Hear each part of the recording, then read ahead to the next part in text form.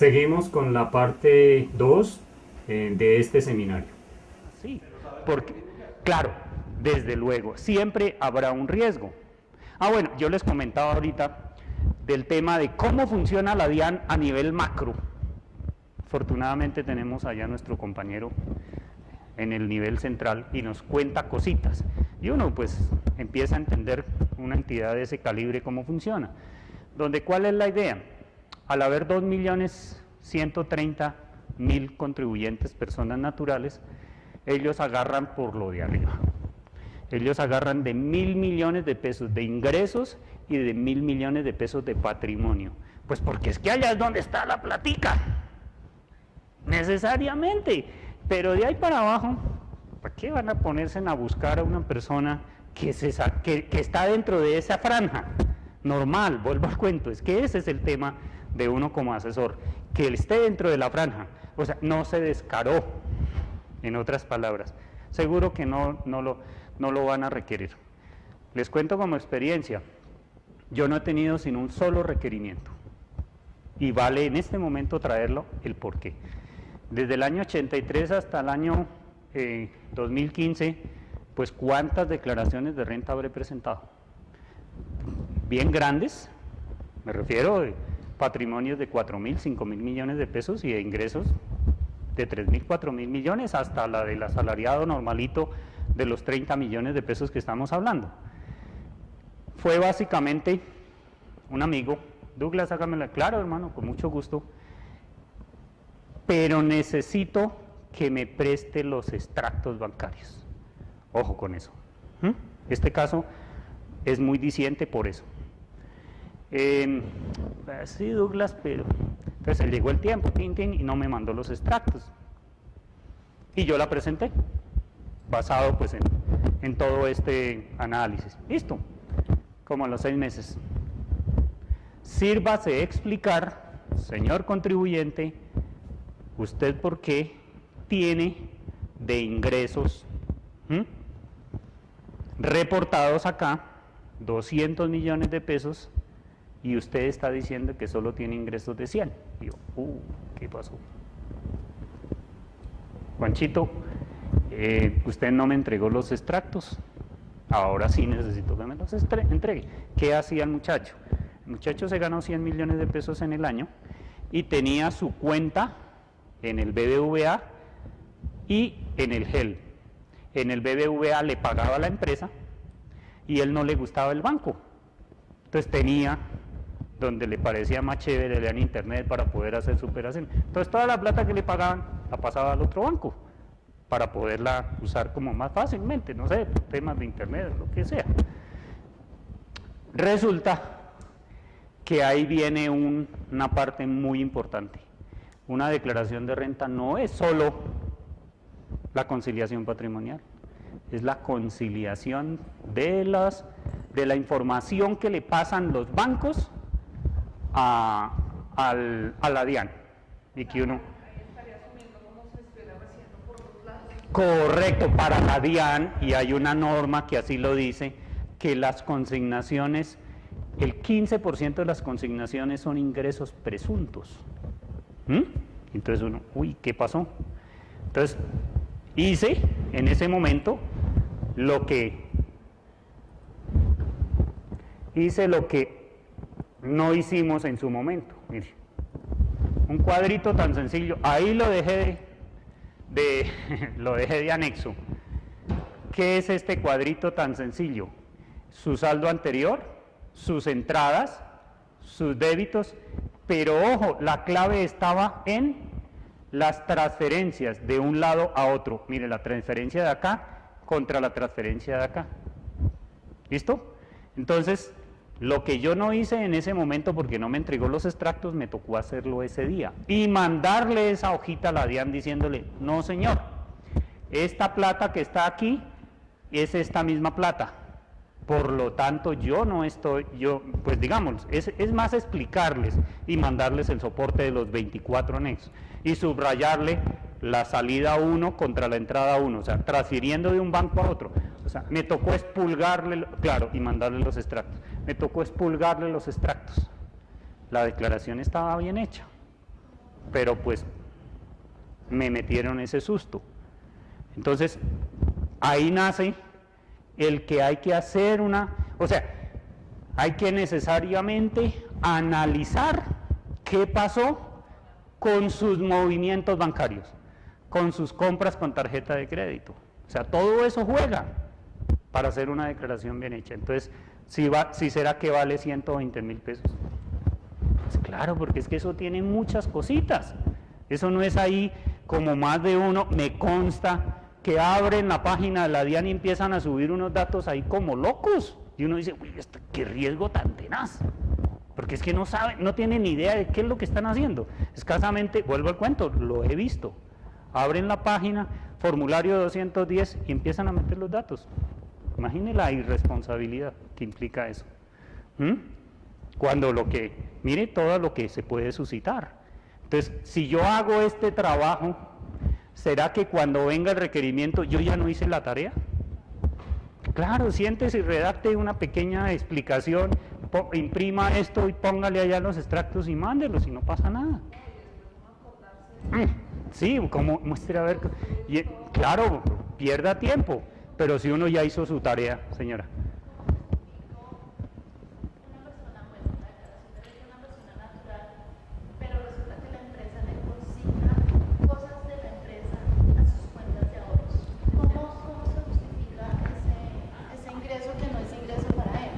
Aquí está, mira, reembolso de gastos DTS soportados. DTS era la empresa, ¿sí lo ve? O sea, aquí hay las consignaciones por ingresos, aquí está el reembolso de gastos, aquí está la transferencia aquí está la transferencia de préstamos, intereses de mora y otros.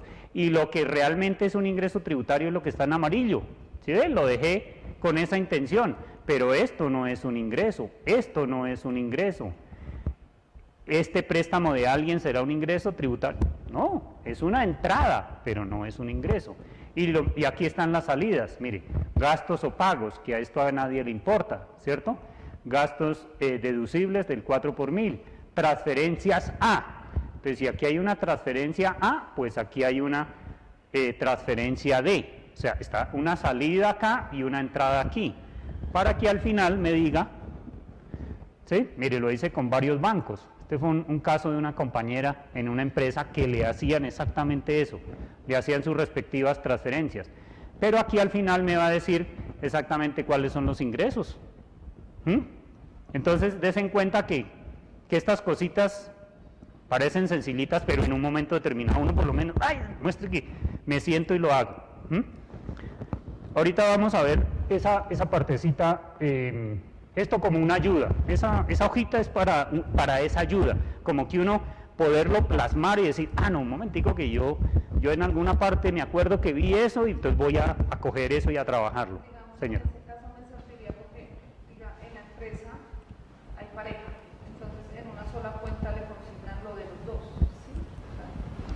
¿sí? Sí, pero no está bien, hay que tratar de separar eso.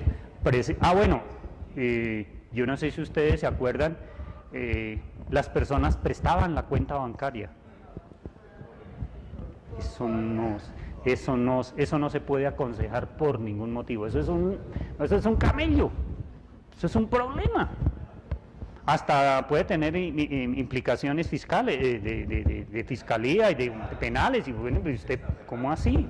Sí, o sea, ¿cómo así que usted está prestando su cuenta? Eso hay que tener mucho cuidado. Desde que se inventan los medios magnéticos y que los bancos le tienen que entregar la información a la DIAN, el tema se complica. Las notarías, la Cámara de Comercio, las empresas en general, todo el mundo, literal, tiene que presentar el famoso medios magnéticos. Entonces ahí es un problema. Supuestamente no recibe nunca. Imagínate. O sea, Y con 200 millones de consignaciones. Pero, ¿y ahora qué hacemos? Tenaz. Bueno, más o menos esta primer apartado, ¿no? En términos sencillos, ¿sí? De lo importante que es tener nuestra base de datos y que toda esta información que hay aquí es clave. es clave para que en un momento determinado yo pueda facilitarle, ¿sí?, al aplicativo, él haga sus cálculos y los haga bien hechecitos, ahí no hay pierde. Si yo meto cada datico, implicará alguna cosa, pero con toda certeza está bien hecho. Bueno, aquí viene una parte de lo que eran, digamos es más en un momento determinado para este año, pero el año entrante pues desaparece, lo que eran los famosos residentes y no residentes, que eso también es un tema complicadísimo, porque el artículo 10 del Estatuto Tributario, a raíz de la ley 1607, volvió a este tema de residentes y no residentes. Mire las famosas sucesiones ilíquidas, aquí tenemos empleados, trabajadores por cuenta propia y otros. Les voy a tratar de resumir en términos sencillos qué pasaba. Antes de la ley 1607, el tema de la declaración de renta, lo que les estaba comentando, era muy sencilla. Pero cuando nace esta ley, se complicó muchísimo por lo siguiente. ¿Ustedes han escuchado lo que es rentas mundiales? ¿Alguno ha escuchado ese término? ¿Le suena, Jorge? ¿Rentas mundiales? Sí, por ahí es. Por ahí es. Resulta que esto se aplica para las personas que tienen actividades en Colombia y tienen actividades en el extranjero. Uno se encuentra por ahí con muchas personas que tienen, independiente de la ciudadanía. Ojo, la palabra aquí clave es residente. Eso fue lo que la ley 1607 vino y cambió, porque una cosa era colombiano y que no colombiano, y después se enreda que sí, que tiene ambas ciudadanías. Entonces más bien dijo la ley, miren, no nos compliquemos con eso, hablemos de residente. ¿Qué es residente colombiano? Que haya permanecido en el país más de 180 días. Entonces uno, listo, en ese momento es residente. Pero como todo eso es tan complicado, ¿cierto? Todo eso es tan complicado, entonces dijeron, mire, un gringo y un europeo en la declaración de renta de allá tiene que meter lo que tiene y se ganó en Colombia o en otros países junto con lo de él. Ahí nace el término de rentas mundiales. Están diciendo, señor gringo, si usted tiene algo en Colombia, o bien ingresos y patrimonio, me lo tiene que declarar aquí en Estados Unidos. Resulta que nosotros nos copiamos, y la ley 1607 exactamente hizo lo mismo. Señor, puede ser gringo o puede ser colombiano, ¿cierto? Puede ser residente o no residente.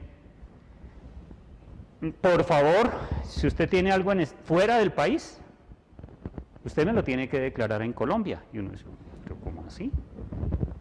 Entonces pasamos de una legislación un poco, vuelvo al cuento, muy sencilla, que era hacer una declaración de naturales, a una cosa muy complicada.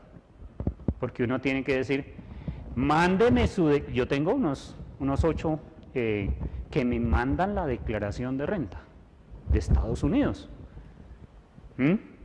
Y yo tengo que detectar los ingresos y yo tengo que detectar el impuesto que pagó allá, y esos ingresos meterlo en la declaración colombiana, y los ingresos y los activos y pasivos, y el impuesto que pagó meterlo como un descuento tributario. ¿Alguien entiende la diferencia de una deducción y un descuento tributario? Que es muy importante para este efecto. ¿Quién me ayuda con la diferencia entre una deducción y un descuento tributario? Marta. Sí, pero ¿cuál es la diferencia como tratamiento? O sea, tú dices deducciones, ¿cierto? Costos y deducciones. Y dice,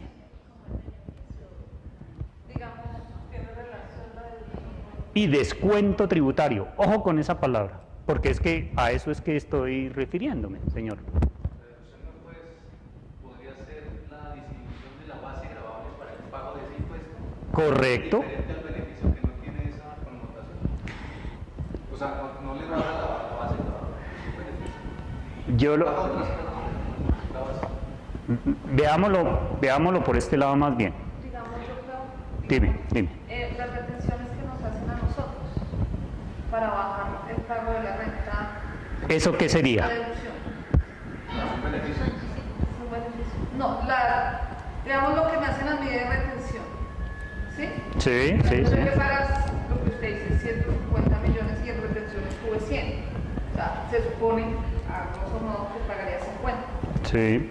Ese es Sí, pero veámoslo un poco más amplio. ¿Cómo se arma una declaración de renta? Esto lo estamos refiriéndonos al tema de los ingresos. Pues los ingresos, ¿cierto? Normal. Dice los ingresos brutos, o sea, si no me le reste nada por ahora. Después tengo que quitarle los ingresos no constitutivos de renta ni ganancia ocasional. Y llego a los ingresos netos.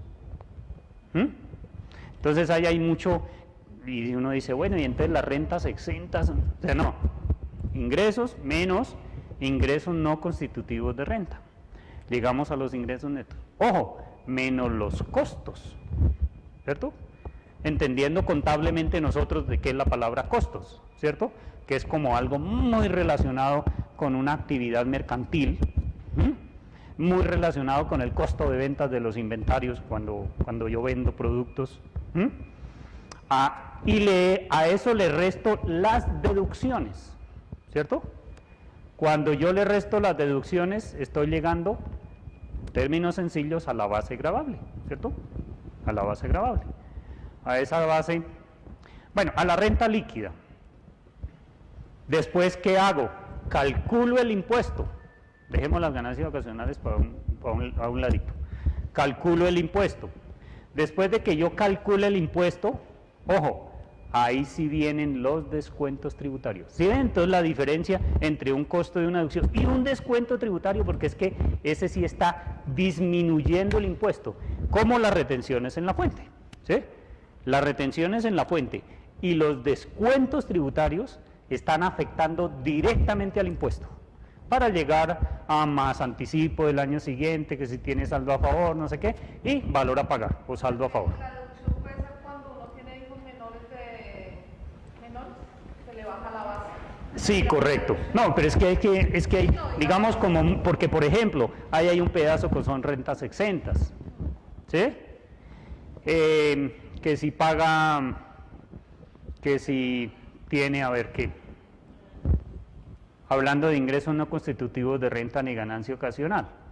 Entonces, bueno, ahorita se me escapan, pero ya los miraremos en términos sencillos. La idea, ¿cuál es? Entender que si yo pagué un impuesto en Estados Unidos, o en Panamá, o allí en el Ecuador, o en cualquier parte, ojo, yo puedo tratar eso para disminuir mi impuesto. Pero ojo, es que también estoy metiendo mis ingresos. ¿Listo? También estoy metiendo los ingresos que tuve allá afuera.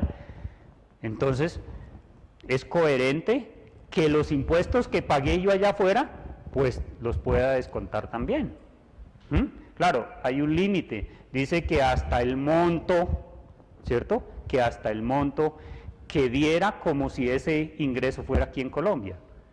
Entonces, ahí los cálculos son un poco complicados porque toca primero solo meter los ingresos de afuera para saber cuánto es, para poder tener derecho a ese descuento, que es que le va a pegar directamente al impuesto.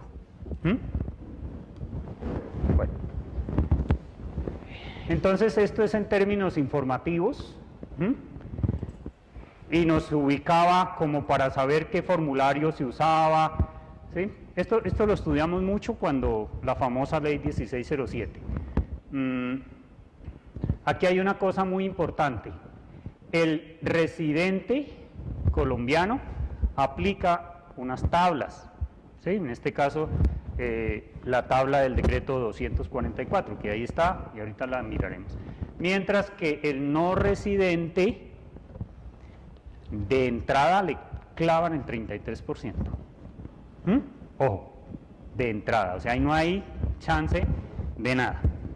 ¿Listo?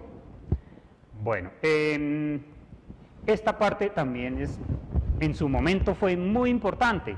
Muy pocos con los que uno por ahí permanentemente trabaja entendieron qué era lo que tocaba hacer acá.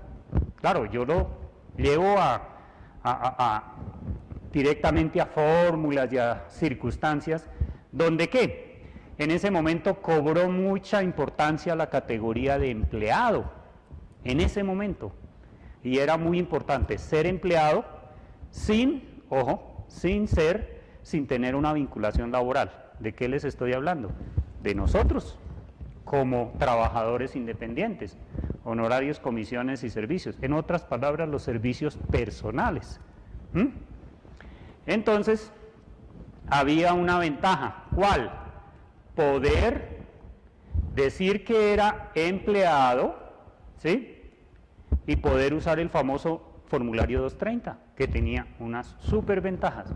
La firmeza solamente era de 2 años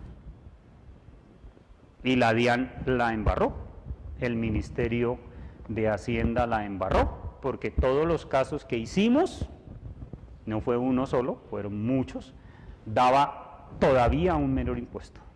Y no era lo lógico, ¿no? Lo lógico era, oiga, págueme un poquito más, ¿cierto? O sea, los que hicieron los cálculos estaban, como el cuento, estaban en la mala ese día.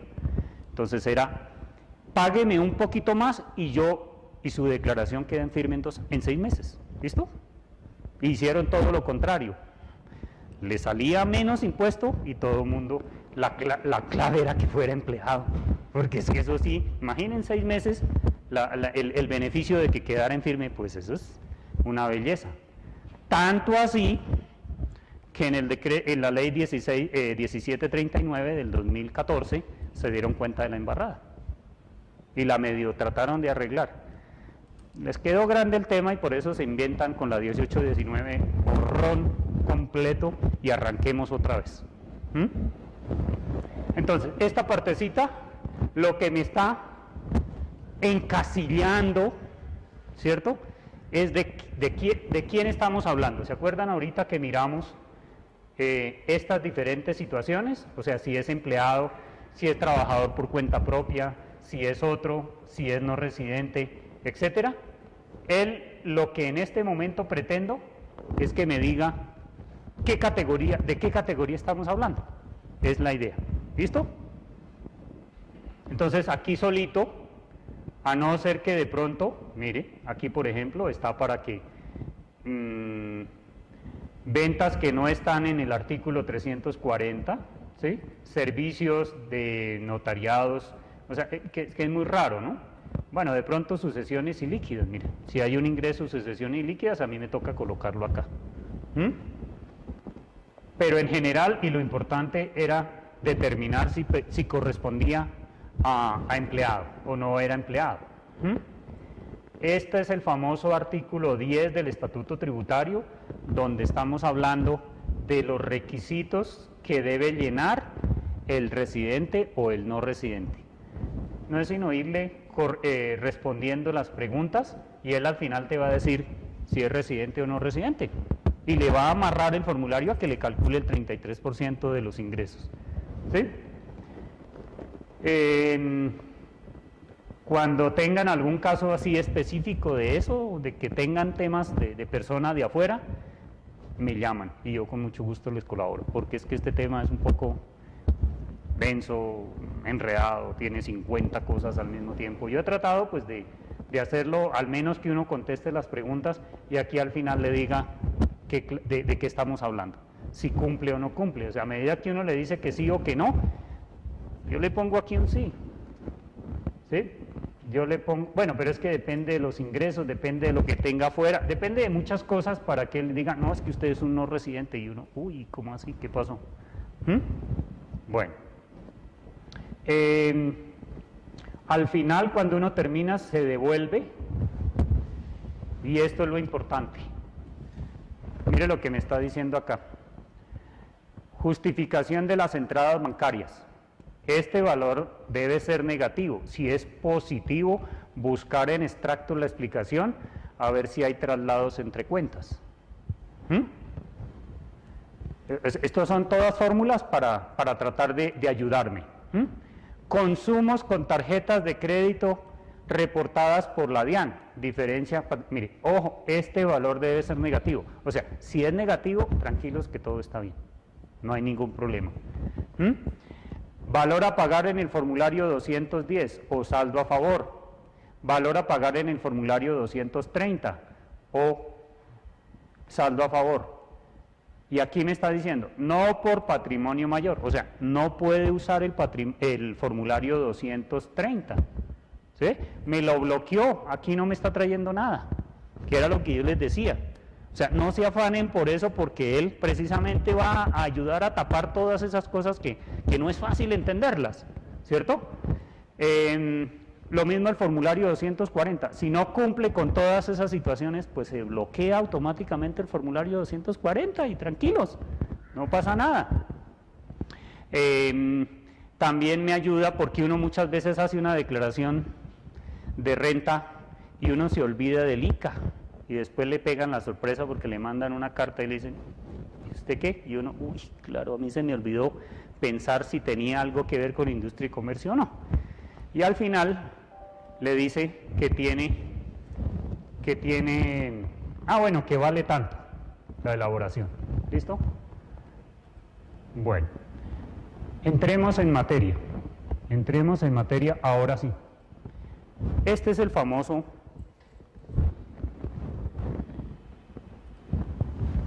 donde, aparte de donde decía datos, ¿se acuerdan? Esta es la parte más importante de la declaración. Esta es la columna vertebral. Aquí es donde vamos a llegar a meter todos los datos de la persona lo más detallados posible, basado pues en los documentos que a uno le entregan. Yo les aconsejo que preferible el cliente le mande los papeles escaneados. Ahora con estos aparatos que es muy fácil tomarle la foto a un documento y mandarla hasta por WhatsApp. Primero porque le entregan a uno los papeles y uno se corre el riesgo que se terminen perdiendo. Y segundo, qué mejor que uno al final tenga algo así como esto. Mire, las personas naturales, todos con sus soportes. Todos con sus soportes, mire. Ahí está la declaración con la información que me manda uno por uno, mire. Los certificados. Y yo voy cogiendo y dejando, mire, esta fue una foto que me mandaron. ¿Sí la ven? Es una foto común y corriente. Y yo voy señalando, en este caso, yo voy señalando la información que estoy tomando. Esta es la esposa, certificado de ingresos y retenciones. Mire, ¿sí? Estoy diciendo, esta fue la información que yo le tomé a la persona. Y esto es lo que me interesa también muchísimo explicarles. ¿En qué parte va cada cosita de esas? Porque uno muchas veces, uno dice, pero esta vaina, ¿dónde tengo que meter este datico? Correcto, ¿no? O sea, eso en este momento que estamos hablando de tantos renglones, miren, estamos hablando desde el renglón 30 y esto pues se alarga, ¿cierto? Se alarga muchísimo. Y uno no sabe, en fin, exactamente dónde toca. Y toca así, cada papelito, mirar, analizar, decir, esto va en tal parte. Muchas veces para no perdernos, y a mí me pasa después de tantos años, yo vengo al formulario, ¿sí? Y yo, muestre a ver, patrimonio, deudas, y aquí empieza, ¿no? Los ingresos. Entonces aquí esto rápidamente uno se ayuda a ubicarse. Lo que hablábamos ahorita, aquí viene la primera parte, los ingresos no constitutivos por dividendos, por donaciones, por pagos a terceros, otros no constitutivos, total ingresos. Costos y deducciones, viene la renta, ¿sí? La renta líquida, la renta presuntiva, Una pregunta, ¿alguien me puede decir qué es la renta presuntiva? Es que son palabritas como que a uno le quedan sonando por ahí. ¿Le suena a alguien qué es la renta presuntiva? Dime, Carlos. Es lo mínimo que supuestamente para el Estado debe estar generándole un ingreso por la utilización mínima de ese mismo valor o de esa renta. No el ingreso, sino el patrimonio. El patrimonio. Exactamente esa es la definición. Ojo, presuntiva, o sea, presume el Estado. El Estado presume que si yo tengo un patrimonio de 1.000 millones de pesos, yo debo pagar sobre eso, o mínimo rentarle, para que termine uno contribuyendo con los impuestos a ellos. Esto en las personas naturales no es tan fuerte, ¿sí? En las personas jurídicas sí es muy complicado el manejo. Empresas que tienen 5.000 millones de pesos, entonces los impuestos son 100 y pico de millones de pesos, y ese tema sí es, en las personas jurídicas es bien complicado el tema. Entonces, ¿se acuerdan por allá al principio que estábamos hablando de que cuáles eran sus activos del año anterior? Es para que él me calcule la renta presuntiva. Pero dése cuenta ese señor ahí que está, tiene 18 millones de renta presuntiva. ¿Cuál es su impuesto? Nada. ¿Por qué? Porque la tabla empieza como en 29, 30 millones de pesos. Entonces, teniendo un patrimonio, miremoslo ahí como un pequeño ejemplo rápido.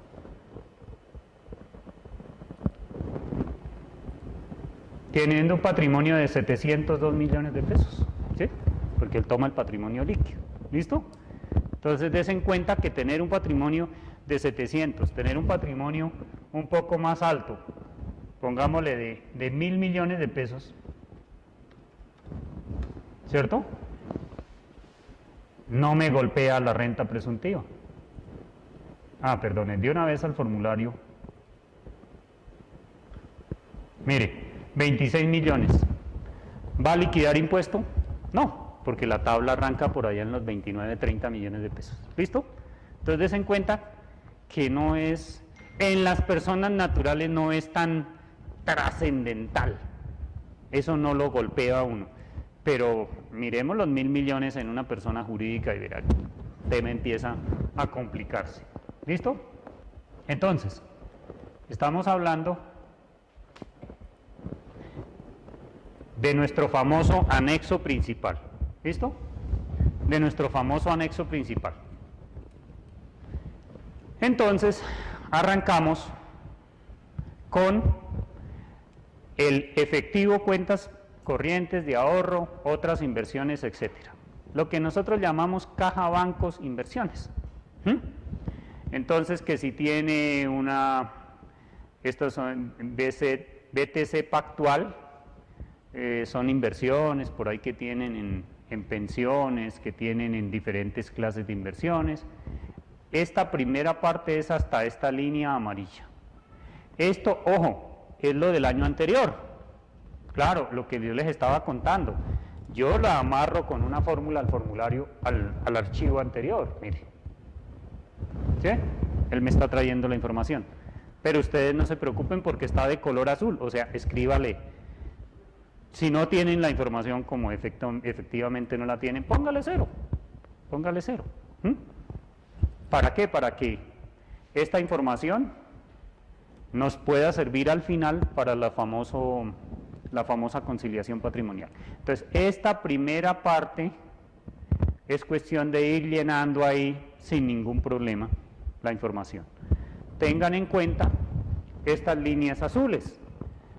¿De dónde salen estas las líneas azules o para qué son? Cuando haya temas en otra moneda, que yo tenga unos activos en el exterior. De una vez, mire lo que me va sirviendo para llenar el formulario 160 de activos en el exterior. O sea, voy a tratar de matar pues todos los pájaros en un solo tiro, porque si una persona tiene activos en el exterior, el día de la declaración de renta se le vencen los dos formularios, el formulario de la declaración y el formulario 160. Ojo, ¿no? Entonces, si una persona tiene activos en el exterior, Des en cuenta que yo trato de aprovechar, mire que esta persona tiene una platica por allá, y de una vez lo que yo estoy haciendo es preparando lo que me van a preguntar en el formulario 160. Entonces yo, pues de una vez aproveché, mire, y aquí le abro de una vez lo que a mí me estaban preguntando, mire, que dónde tiene la inversión. Porque a mí me pasó, yo llegué a llenar el 160 y estaba ahí. No, pues que, mire, que qué clase de activo es, y uno, pues no, pues quién sabe, no, pues es fijo o movible, ¿sí? ¿Qué clase de qué tipo de activo? Entonces mire toda la cantidad de cosas que... Entonces yo dejé como lo normalito, cuenta de ahorros. Identificación del activo, pues él va y lee lo que yo le escribí por acá, el nombre de la entidad. Y va y me trae el valor patrimonial. Valor patrimonial pues es el mismo valor por lo que lo estoy declarando. En este primer bloquecito hasta acá, ¿qué dudas se les podría ocurrir respecto a el valor a declarar? Yo lo veo sencillo. ¿Ustedes qué dicen? ¿En qué sentido? Pues que sencillamente pues es lo que diga el certificado, ¿cierto? Lo que diga el extracto al finalizar el año, que a uno normalmente va y pide los certificados. ¿Cuánto tiene en la cuenta de ahorros? ¿Cuánto tiene en el banco? ¿Cuánto tiene en un CDT? ¿Cuánto tiene en una cartera colectiva? ¿Cuánto tiene en un fondo de esos de inversión? ¿Qué dudas tendríamos ahí? ¿Cierto? Ahí pienso que no vale la pena detenernos porque pues como que es muy fácil, ¿cierto? Pero ya vienen cosas más importantes. Mire, este tema de las acciones tiene varias cositas mucho más importantes. Número 1, les pregunto a todos, ¿por qué valor deberíamos de declarar las acciones que tiene una persona natural en la declaración de renta? ¿Por qué valor deberíamos de declarar? ¿Por el valor nominal? ¿Sí? ¿O por el valor, el famoso patrimonio, valor intrínseco fiscal o valor intrínseco contable? ¿Por qué se les ocurriría? Porque ahí hay muchas dudas respecto a este tema. Y este tema es recurrente, este tema es viejo. Estoy hablando por allá en una norma del año 86 que determinó cómo se declaraban. Y aún hoy la gente, y los que manejamos la parte de declaraciones y vuelven y le preguntan a uno, cuéntenme en qué se les ocurre. Porque por el valor inicial, si yo las compré en 100 pesos y el valor intrínseco está en 150, entonces yo tengo que declarar por los 150, no por 100 que yo pagué anteriormente. Otra opinión. Jorge, ¿qué se te ocurre? Así que uno debería declarar sus acciones. A mí me ocurre que el valor de la acción adicional de la declaración, que tuviera la acción en ese momento en el mercado. No sé contablemente ni tributariamente cómo se define, pero comercialmente es el valor de la acción que tenía el valor real de la acción a diciembre 31 del respectivo año. ¿Cómo se llama tributariamente? No se conoce. Bien. Listo. Otra opinión. A ver, Marta, Rocío, ¿qué se te ocurre que a alguien, cliente, le sale con que tiene unas acciones y tú, uy, ¿cómo así? ¿El contable o el fiscal? Respuesta, ninguno de los anteriores. Por el costo. Ojo, por el costo. Ya les voy a contar un caso. Sí, señora. Normalmente, ¿no? Digamos. Yo no podría decir el nominal, ¿no? ¿Cuánto le valieron? ¿Ok? ¿Cuánto le valieron? Claro, por ese valor. Sí, señora. Eso dice. Sí, eso dice el... Sí, señor. Ya vamos para allá. Mire, el artículo 272 del Estatuto Tributario dice eso. Pero, ojo, les voy a contar el caso por el cual a través de la experiencia, un caso muy interesante y muy significativo. Resulta que yo duré muchos años patinando ahí, pues uno lo hacía por el valor nominal, otras veces, pero como que no tenía eso bien masticado. Hace unos 8 años, 10 años más o menos, me encontré un cliente muy grande, una de las accionistas del grupo DAN, una señora que por eso me tocó desarrollar esto o sea, de verdad estudiarlo a fondo. En ese momento, cuando me entregaron el cliente, me dijeron, y la señora piensa vender. ¿Cómo así? Y estamos hablando que la venta de vender sus acciones dentro de 20 y pico, 30 compañías, estábamos hablando de $25 millones. O sea, estamos hablando de dinero. Resulta que me entregaron la declaración de renta, entonces lo mismo, pues lo primero que uno hace es su declaración de renta con sus anexos, como lo hacían allá en la compañía, estaba todo más o menos organizadito. Entonces yo me puse a pensar, ¿cómo hace que una persona que tiene una fortuna, valor comercial, de $25 millones, ojo, tiene escasamente en la declaración de renta como 1.200, 1.300 millones de pesos? Es como raro, ¿cierto? O sea, como que eso no le cuadra a uno, pues imagínate cuántos son $25 millones frente a tener 1.800 millones de pesos en su declaración de renta. Eso me llevó como a lo que les estoy contando, de verdad, porque el tema ya era de otro nivel. O sea, una cosa es un clientecito ahí con las declaraciones que uno le hace a los clientes que tienen una sociedad normalita, y otro es un caso de estos tan espectacular. Eso, en ese momento, claro, uno empieza a analizar que algo no está bien, que esas acciones están demasiado bajitas y que cuando las vayamos a vender, pues va a haber una ganancia ocasional. Mejor dicho, ese día lo crucifican a uno, porque como así que yo vendí, listo, y muy buena plata, pero que me toque pagar 5.000, 7.000, 10.000 millones de pesos. Eso ahí no cuadra. Eso me dio para empezar a analizar y a organizar. Este cuadrito. Señora Pepita, por favor,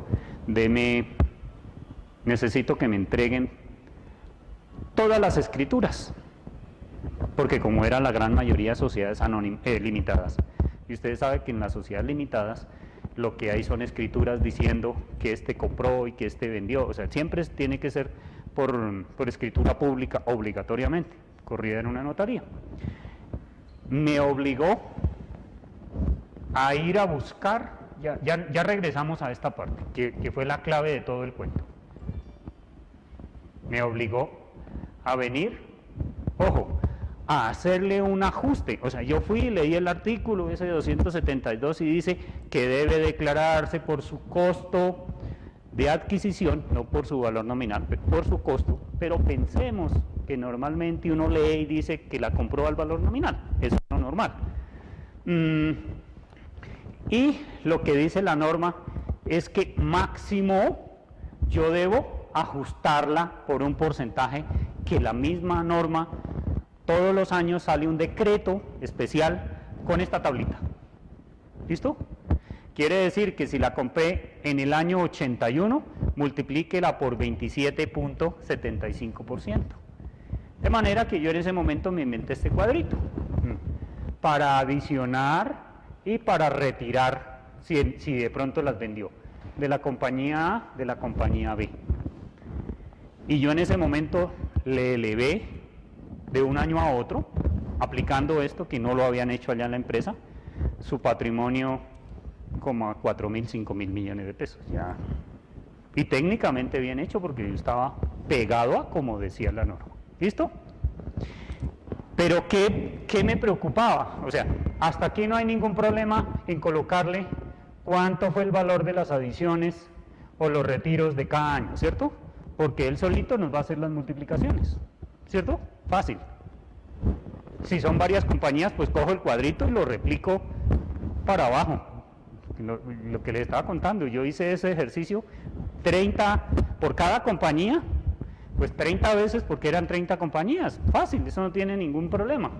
Señor. Ese reajuste debería, si lo muestra así, año por año, debería reflejarse en la declaración de renta del respectivo año. Sí, claro, pero el hecho de que no, es que el ajuste es opcional. El ajuste no es obligatorio. ¿Listo? Porque la norma dice, opcionalmente, si usted quiere, hágalo. O si no, no lo haga, ¿no? Tranquilo. Vamos para allá, vamos para allá. Entonces, oiga, pues tratemos de subir eso para que no me dé pena. El cuento de hace rato es para empezar a medir ese equilibrio de que debe haber entre uno y lo otro, ¿no? Esa fue la primera parte. La segunda parte, ojo, análisis en caso de venta de las acciones o los aportes. Ojo que ese era mi objetivo principal era, oiga Douglas, pero lo que pasa es que yo pienso vender. Y uno, uy, ¿cómo así? Y como estaba uno enterado más o menos de cuánto estábamos hablando, pues empiezo, ¿no? O sea, como a preocuparse porque es que estamos hablando de muchísimo dinero. Resulta que en esa investigación encontré que, bueno, este es el famoso costo fiscal, o sea, la forma como yo debo declarar según el artículo 272, que lo acabamos de ver, ¿cierto? Que son estos cuadros de aquí. Y aquí viene la parte de qué es lo que la DIAN exige mínimo cuando yo vendo unas acciones o unos aportes. Eso no es ahí como, eso tiene su norma, ¿cierto?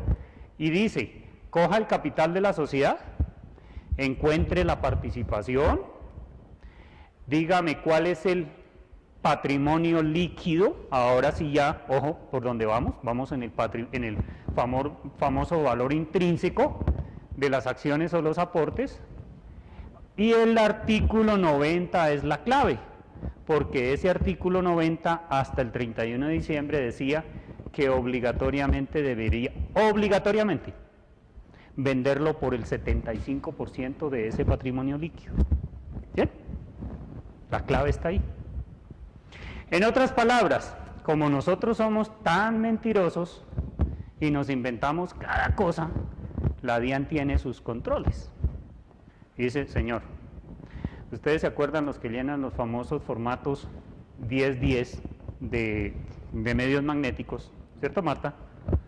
¿Se acuerda que allá le preguntan cuál es el valor intrínseco patrimonial?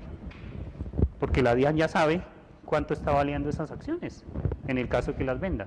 Y le dice, señor, usted tiene que declarar, si eso valía 500 millones, pues por el 75%. Pero ojo, porque el 1 de enero del 2017, la norma subió del 75 al 115%. Se dio cuenta que les estábamos, pues digamos que subieron ese valor, para no entrar en suposiciones acá. Conclusión, después de todo ese estudio y de haber comido mucho mugre con las escrituras viejas de quién sabe cuántos años, que me pasaron como 4 acetas, así que no le cabía un papel más, y busque una por una, que esta señora por allá en el año 71 el papá le regaló 500 cuoticas en tal año, allá en el cuadrito que estamos hablando. Señor, présteme la declaración de renta, señor contador, ¿cierto? Porque yo necesito este dato y este dato. ¿Para qué? Para que me saliera el famoso valor intrínseco de las acciones. Como les estaba contando, lo voy a multiplicar, mire, por el 75%. ¿Entendido? Conclusión de la señora. Bueno, aquí hay una partecita interesante porque le está diciendo cuál es el valor patrimonial de las acciones en caso de venta y dice el artículo 36 raya 1 que puede descontar, ojo, como rentas no grabadas, como en ese caso estamos hablando de ganancias ocasionales, ¿no? Como ganancias ocasionales, ¿cierto? Las reservas y las utilidades no grabadas que estén en la contabilidad de esa sociedad. Y uno entonces, ¿qué debe hacer? Pues pedirle el certificado al contador y que el contador se saque los ojos acá mirando y determinándome este valor. Yo no me voy a, porque yo, ¿por qué tengo que saber si a mí escasamente me están prestando la declaración de renta como cosa especial, si me la prestan, ¿cierto? Pero yo le digo, señor contador, sáqueme esto. Y el señor contador le toca reventarse por allá mirando a ver qué cálculo, contarle que me certifique. Sí, él verá qué me dice. Entonces, todo lo que él me diga, yo lo puedo descontar. ¿Listo? En esta partecita. Para llegar a la ganancia ocasional grabada. Y a eso multiplíquelo por el 10% y listo. Conclusión del cuento. A la señora, al vender su fortuna, le tocaba pagar 200 millones de pesos. ¿Sí ves la diferencia, no? Entonces, a priori uno diría, uy, pero ¿cómo así? Técnicamente solo 200 millones de pesos. Todos los demás asesores y todo, no, pero yo ya hice esos cálculos y a esa señora le toca pagar no más, no da más, ¿qué culpa? ¿Listo? Pero ahí sí yo ya cogí el toro por los cachos y ahí sí yo sabía exactamente que lo que estaba haciendo estaba bien hecho. Ahí no había pierde, porque el día que le pregunten a uno qué hacen en un caso de esos negocios, le entregan un apartamento, le entregan una finca, ¿cierto?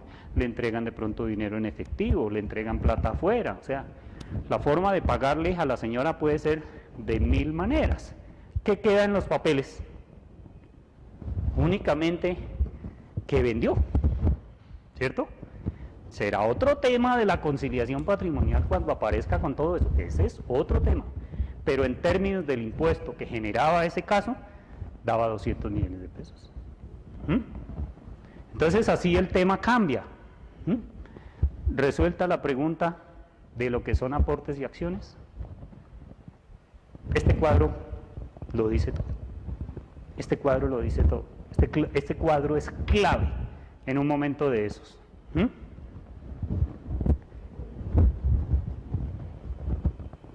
Regresémonos entonces a nuestro famoso anexo. ¿Sí? Y aquí lo mismo, si yo tengo acciones afuera, pues iría a la famosa liniecita, ¿cierto? Que eso es lo que trato de indicar.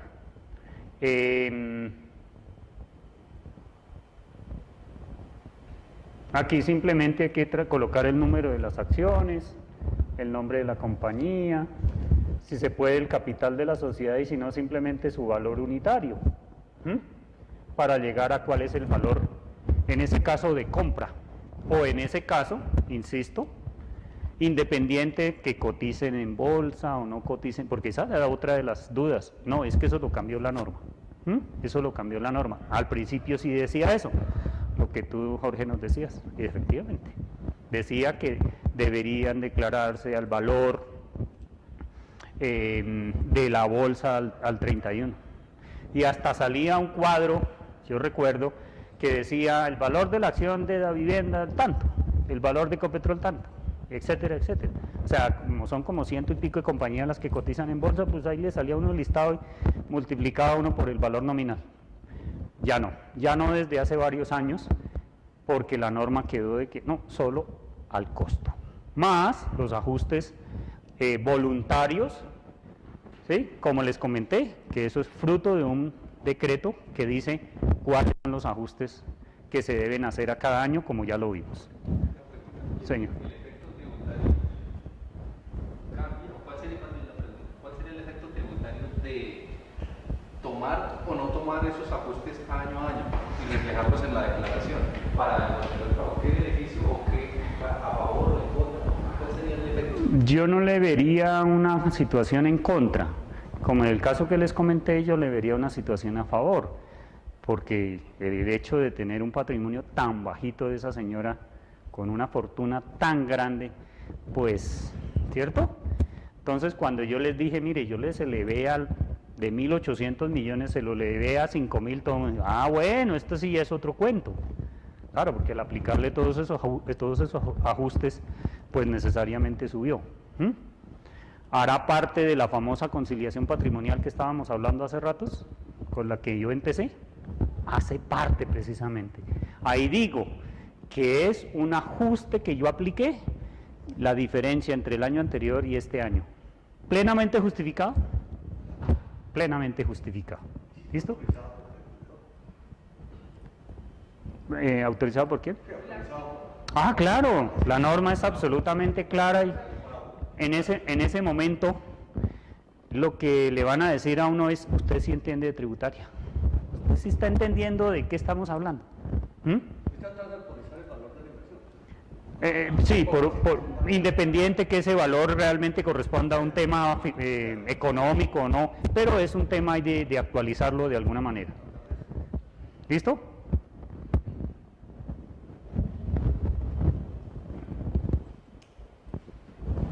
Que a mí se me quedó un pedacito,